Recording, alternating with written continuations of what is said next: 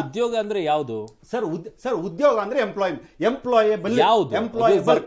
ಸರ್ಕಾರಿ ಕೆಲಸಗಳ ಪಕೋಡ ಮಾರನಿಗೆ ಎಂಪ್ಲಾಯ್ಮೆಂಟ್ ಅಂತಾರೆ, ಎಂಪ್ಲಾಯರ್ ಅಂತಾರೆ. ಸಿಎಗಳಿಲ್ಲೇ ಉದ್ಯೋಗ GST ರಿಟರ್ನ್ ಮಾಡ್ತಾನೆ, ಇವನು GST ರಿಟರ್ನ್ ಮಾಡಲ್ಲ, ಇವನು ಇನ್ಕಮ್ ಟ್ಯಾಕ್ಸ್ ರಿಟರ್ನ್ ಮಾಡ್ತಾನೆ. ಅನಿಲ್ ಅವರೇ, ಉದ್ಯೋಗ ಅಂದ್ರೆ ಏನು? ಉದ್ಯೋಗ ಅಂತಂದ್ರೆ ಎಂಪ್ಲಾಯ್. ಅದೇ ಈಗ ಯಾವುದು? ಈಗ ಫಾರ್ ಎಕ್ಸಾಂಪಲ್ ನಾನು ಪಬ್ಲಿಕ್ ಟಿವಿ ಒಳಗೆ ಕೆಲಸ ಮಾಡ್ತೀನಿ, ನನಗೆ ಸಂಬಳ ಕೊಡ್ತಾರೆ, TDS ಡಿಡಕ್ಟ್ ಮಾಡ್ಕೊಂಡು ESI PF ಕೊಡ್ತೀನಿ, ಅದಕ್ಕೆ ಉದ್ಯೋಗ ಅಂತಾರೆ, ಎಂಪ್ಲಾಯ್ ಅಂತಾರೆ. ಎಂಪ್ಲಾಯರ್ ಅಂದ್ರೆ ನಮ್ಮ ರಂಗನಾಥ್ ಸರ್ ತರ ನಾವೆಲ್ಲ ಅವರೊಟ್ಟಿಗೆ ಕೆಲಸ ಮಾಡ್ತೀವಿ. This is employ and employer. ಅಕಸ್ಮಾತ್ ಪಕೋಡ ಮಾರೋದನ್ನ ಎಂಪ್ಲಾಯ್ ಅನ್ನಲ್ಲ, ಅದನ್ನ ಎಂಪ್ಲಾಯರ್ ಅಂತಾರೆ ಅವ್ರನ್ನ. ಅವನೊಬ್ಬ ಸೆಲ್ಫ್ ಮೇಡ್ ಮ್ಯಾನ್. ಅದನ್ನ ಕನ್ಸಿಡರ್ ಮಾಡಬೇಕಾ? ಆಯ್ತು ಸರ್, ಅದ್ರ ಬಗ್ಗೆನೇ ಮಾತಾಡ್ಲಾ ಪ್ಲೀಸ್. ಈಗ ಸೆಲ್ಫ್ ಎಂಪ್ಲಾಯ್ಡ್ ಎಷ್ಟು ಜನ ಆಗಿದ್ದಾರೆ ಅಂತಂದ್ರೆ there should be some sanctity and statistics with state government and central government. ಒಂದು ಸ್ಟೇಟ್ ಗೌರ್ಮೆಂಟ್ ಹತ್ರ ಒಂದು ನಂಬರ್ ಇರಬೇಕು, ಸೆಂಟ್ರಲ್ ಗೌರ್ಮೆಂಟ್ ಹತ್ರ. ಯಾಕೆ ಅಂತ ನಂಬರ್ ಹೆಂಗ್ ಬರುತ್ತೆ ಅಂತ ಕೇಳ್ತೀನಿ. ಈಗ ನಾನು ಒಬ್ಬ ಎಂಪ್ಲಾಯರ್ ಆಗಬೇಕು ಅಂದ್ರೆ ಬೇಸಿಕ್ ಮಿನಿಮಮ್ ಸಿ ಅವ್ರು ಇಲ್ಲೇ ಇದ್ರೆ ಶಾಪ್ಸ್ ಅಂಡ್ ಎಸ್ಟಾಬ್ಲಿಷ್ಮೆಂಟ್ ಸರ್ಟಿಫಿಕೇಟ್ ತಗೊಳ್ಳೇಬೇಕು. ನಾನು BBMP ಇಂದ ಒಂದು ರಿಜಿಸ್ಟ್ರೇಷನ್ ತಗೊಳ್ಳೇಬೇಕು. BBMP ಇಂದ ರಿಜಿಸ್ಟ್ರೇಷನ್ ತಗೊಂಡಿದ ತಕ್ಷಣ ಆ ಡೇಟಾ ಹೋಗಿ BBMP ಹತ್ರನೋ ಸ್ಟೇಟ್ ಗೌರ್ಮೆಂಟ್ ಹತ್ರನೋ ನ್ಯಾಷನಲ್ ಗೌರ್ಮೆಂಟ್ ಹತ್ರ ಕೂತ್ಕೊಳ್ಳುತ್ತೆ. ಆ ಡೇಟಾ ಪ್ರಕಾರ they are highest lowest in the entire last 40 years. Self employment ಅವ್ರು ಮಾತಾಡ್ತಾ ಇದ್ದಾರೆ. 11 ಕೋಟಿ 12 ಕೋಟಿ ಅವ್ರು ಹೇಳಿದ್ರು. ಅದು ನಾನು ಯಾಕೆ ಹೇಳ್ತಾ ಇದ್ದೀನಿ ಅಂದರೆ ಮೇಡಮ್ ಅವ್ರಿಗೆ ಮಾಹಿತಿ ಇಲ್ಲದೆ ಇರ್ಬೋದು, ತಪ್ಪು ಅಂತ ನಾನು ಹೇಳೋದಿಲ್ಲ, ಮಾಹಿತಿ ತಗೊಳ್ಳಿ. ಬಟ್ ಇವತ್ತು ಅವ್ರು ಮೇಡಮ್ ಅವ್ರು ಮಾತಾಡ್ತಾ ಅಪ್ಲಿಫ್ಟ್ಮೆಂಟ್ ಮಾಡಿದೀವಿ, ನಾವು ಬಡವ್ರನ್ನ 24 ಕೋಟಿ ಜನರನ್ನ ಅಪ್ಲಿಫ್ಟ್ ಮಾಡಿದೀವಿ ಅಂತ ಹೇಳಿದ್ರು. ಇವತ್ತು ಪರ್ ಕ್ಯಾಪಿಟಲ್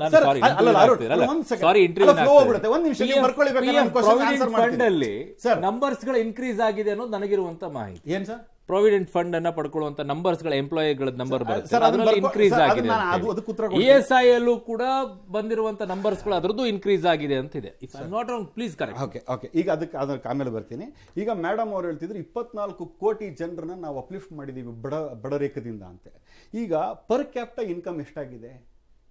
50% ಇನ್ಕ್ರೀಸ್ ಆಗಿದೆ ಅಂತ ಹೇಳ್ತಾ ಇದ್ರು, ತಲಾ ಆದಾಯ. ಅದನ್ನು ಕೂಡ ಹೇಳಿದ್ರು ಅವರು. Sir, per capital income what 147 ದೇಶದ ಕಂಪ್ಯಾರಿಸನ್ ಅಲ್ಲಿ ವಿ ಸ್ಟ್ಯಾಂಡ್ ಆನ್ 139 ಜಾಗದಲ್ಲಿ ನಿಂತ್ಕೊಳ್ತೀವಿ ನಾವು. ಆಮೇಲೆ 25,934 ಕೋಟಿ last time Nirmala Sitharaman madam ಅವರು ಬಜೆಟ್ ಅಲ್ಲಿ ಮಾಲ್ ನ್ಯೂಟ್ರಿಷನ್ಗೆ ಇಟ್ಟಿದ್ರು.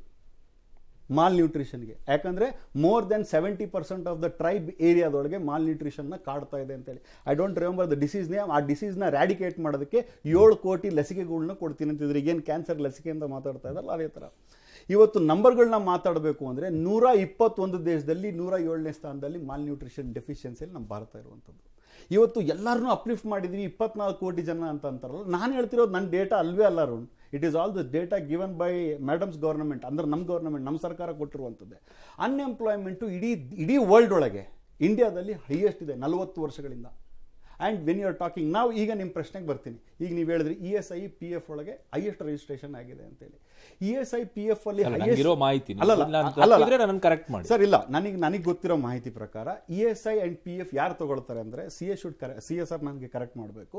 There is one class, 10 employ cross ಆದ್ಮೇಲೆ ತಗೊಳ್ಬೇಕು, 12 ಎಂಪ್ಲಾಯ್ ಕ್ರಾಸ್ ಆದ್ಮೇಲೆ ತಗೊಳ್ಬೇಕು ಅನ್ನೋದು ಇನ್ನೊಂದು ಕ್ಲಾಸ್ ಇದೆ. Correct if I am not wrong. ಆಮೇಲೆ ಈ PTಗೆ ಆಮೇಲೆ PT ರಿಜಿಸ್ಟ್ರೇಷನ್ ತಗೊಳ್ಬೇಕು ಅಂತಂದ್ರೆ ನಿಮ್ ಶಾಪ್ಸ್ ಅಂಡ್ ಎಸ್ಟಾಬ್ಲಿಷ್ಮೆಂಟ್ ಪಾರ್ಟ್ನರ್ಶಿಪ್ ಆದ್ಮೇಲೆ ತಗೊಳ್ಬೇಕು ಅನ್ನೋದು ಇರಬೇಕು. ಅದಾಗಿದ್ಮೇಲೆ ESI ತಗೊಳ್ಬೇಕು ಅಂತಂದ್ರೆ you have to be manufacturing company. Private companies will not be able to take the ESI. ಇಲ್ಲ ಸರ್ ಲೇಬರ್ ಮಿನಿಸ್ಟರ್ ಸರ್ ಅದಕ್ಕೆ 15,000 ಸಂಬಳ ಏನೋ ಅದಕ್ಕೆ ಲಿಮಿಟೇಷನ್ ಇದೆ. ಅದರೊಳಗಡೆ ESI ಎಲ್ಲಿ ಬರುತ್ತೆ? 20,000 ಮೇಲೆ ಸ್ಯಾಲರಿ ಏನೋ ಇದ್ರೆ ಅದು PF. ಅದೇನೇ ಸರ್, ಅಲ್ಲಿಗೆ ಬರ್ತಾ ಇದೆ. ಈಗ ಇನ್ಕ್ರೀಸ್ ಆಗಿದೆ ಅಂದ್ರೆ ಅರ್ಥ ಇದೆ ಎಂಪ್ಲಾಯ್ ಜಾಸ್ತಿ ಆಗಿದೆ ಅಂತ ಅರ್ಥನಾ ಇಲ್ವಾ ಸರ್? ಅರುಣ್ ಒಂದು ನಿಮಿಷ ಅದನ್ನ ಹೇಳ್ಬಿಡ್ತೀನಿ. ಯಾಕಂದ್ರೆ ನಾನು ಲೇಬರ್ ಮಿನಿಸ್ಟರ್ ಜೊತೆಗೆ ಬಹಳ ಹತ್ತಿರದಲ್ಲಿ ವರ್ಕ್ ಮಾಡೋದ್ರಿಂದ ದಿನ ಬೆಳಗ್ಗೆಯಿಂದ ಸಾಯಂಕಾಲ ತನಕ IAS ಆಫೀಸರ್ಸ್ ಇಂದ ಹಿಡಿದು ಎಲ್ಲ ತಳಮಟ್ಟದ ಆಫೀಸರ್ ತನಕ ನಾನು ವರ್ಕ್ ಮಾಡಿದ್ದೀನಿ. 20,000 ಫಾರ್ ಎಕ್ಸಾಂಪಲ್ ನನ್ನ ಸಾಫ್ಟ್ವೇರ್ ಕಂಪ್ನಿಗೆ ಅಪ್ಲಿಕೇಬಲ್ ಆಗಲ್ಲ ಅಂತ ಯಾಕೆ ಹೇಳಿದೆ ಅಂದ್ರೆ, ಈಗ ಒಂದು ಸಾಫ್ಟ್ವೇರ್ ಕಂಪ್ನಿ ಒಳಗಡೆ ಒಂದು ಸ್ಲ್ಯಾಬ್ ಇರುತ್ತೆ, ಸೇ 5 lakh rupees ಇನ್ಕಮ್ ಅಂತ. ಅವನಿಗೆ ESI ಅವರು ಎಕ್ಸಾಕ್ಟ್ಲಿ ಹೇಳ್ತಾ ಇರೋದು. PF ಮತ್ತೆ ESI ಯಾಕೆ ಬರ್ತಾರೆ ಅಂದ್ರೆ ಅದು ಮಿಡಲ್ ಕ್ಲಾಸ್ ಅಲ್ಲಿರುವಂತ ಒಂದು ಎಂಪ್ಲಾಯಿಗಳು ಬರ್ತಾರೆ ಅದರಲ್ಲಿ. ಓಕೆ, ನಾನು ಫೈನಲ್ ಆಗಿ ಬರಬೇಕು ಈ ವಿಚಾರದಲ್ಲಿ. ಫೈನಲ್ ಟಚ್ ಕೊಡೋದಾದ್ರೆ ಅಶ್ವಿನಿ ಮೇಡಮ್, ಈಗ ಹಲವು ಚರ್ಚೆಗಳು ಬಂದಿತ್ತಲ್ಲಿ ಲಕ್ಷ್ಮಿ ಅವ್ರ ಮೇಡಮ್, ಏನ್ ಹೇಳ್ತೀರಾ ಕೊನೆಯದಾಗಿ? ಅದೇ ನಾನು ಮೊದಲೇ ಹೇಳಿದೆ, ಈ ದೇಶ 2047 ಹೊತ್ತಿಗೆ ಅಭಿವೃದ್ಧಿ ಹೊಂದಿದ ರಾಷ್ಟ್ರ ಆಗಬೇಕು ಅಂತಂದ್ರೆ ನಾವು ಯಾವ ಯಾವ ಯೋಜನೆಗಳನ್ನ, ಯಾವ ಯಾವ ಬದಲಾವಣೆಗಳನ್ನ, ಯಾವ ಯಾವ ಅಭಿವೃದ್ಧಿಗಳನ್ನ ಮಾಡಬೇಕೋ ಅದಕ್ಕೆಲ್ಲ ಭದ್ರ ಬುನಾದಿಯನ್ನು ಹಾಕಿದ್ದೇವೆ, ಆಗ್ತಾ ಇದ್ದೇವೆ, ಮತ್ತೆ ಅದು ಆಗತ್ತೆ. ಈಗ 2000 ಅಮೃತ ಕಾಲ ಅಂತ ಹೇಳಿದ್ವಿ ಅಲ್ಲ, ನಾವು ಅಮೃತ ಕಾಲ ಅಂತ ಹೇಳಿದ ಒಂದು ಹಿಂದೆ ಏನಿದೆ ಅಂದ್ರೆ ವಿಕಸಿತ ಭಾರತ ಅನ್ನೋದೊಂದು ಪರಿಕಲ್ಪನೆ.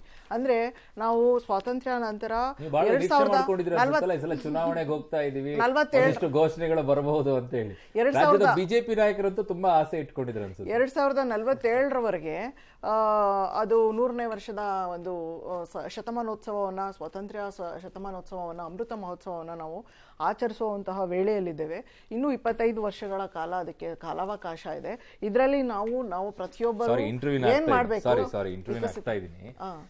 ಬಹುದೊಡ್ಡ ಬಿಜೆಪಿ ಮೇಲೆ ಆರೋಪ ಏನು ಅಂತಂದ್ರೆ ಇವರು ಬರೀ ಕನಸುಗಳನ್ನ ತೋರಿಸ್ತಾ ಇರ್ತಾರೆ, ಮುಂದೆ ಹಿಂಗೆ ಮುಂದೆ ಹಿಂಗೆ ಮುಂದೆ ಹಿಂಗೆ ಅಂತೇಳಿ. ಕನಸು ಕಾಣಬೇಕು ಇಲ್ಲ ಅಂತಲ್ಲ, ಬಟ್ ಈಗ ಆದರ್ಶ ಅವ್ರು ಹೇಳ್ತಾ ಇದ್ದು ಕನಸು ಕರೆಕ್ಟ್ ಆಗಿದೆ, ಹೋಗ್ತಾ ಗುರಿ ಕರೆಕ್ಟ್ ಆಗಿದೆ, ಬಟ್ ಅದಕ್ಕೆ ಇಡ್ತಾ ಇರುವಂತ ಹೆಜ್ಜೆ ಸರಿ ಇಲ್ಲ ಅಂತ ಹೇಳಿ ಕನಸು ಕಾಣಿಸ್ಕೊಂತ ಕೂತು ಬಿಟ್ಟಿದ್ದೀರಾ ಅಂತ. ಆರ್ಥಿಕವಾಗಿ 5ನೇ ಅತಿ ದೊಡ್ಡ ಆರ್ಥಿಕ ವ್ಯವಸ್ಥೆ ಆಗಿ ಹೊರಹೊಮ್ಮಿಲ್ವಾ?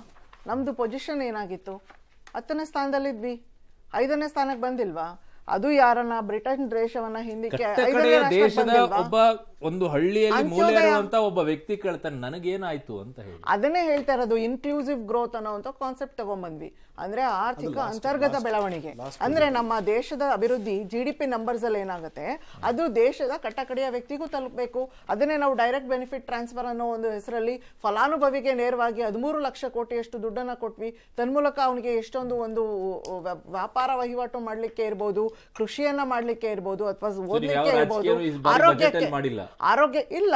ಇದರಲ್ಲಿ ಅಭಿವೃದ್ಧಿ ಇದೆ, ದೇಶದ ಅಭಿವೃದ್ಧಿಯ ಮಂತ್ರ ಇದೆ, ದೇಶದ ಪ್ರತಿಯೊಬ್ಬನಿಗೂ ಅಂತ್ಯೋದಯದ ಪರಿಕಲ್ಪನೆ ಇದೆ, ಸರ್ವೋದಯದ ಪರಿಕಲ್ಪನೆ ಇದೆ.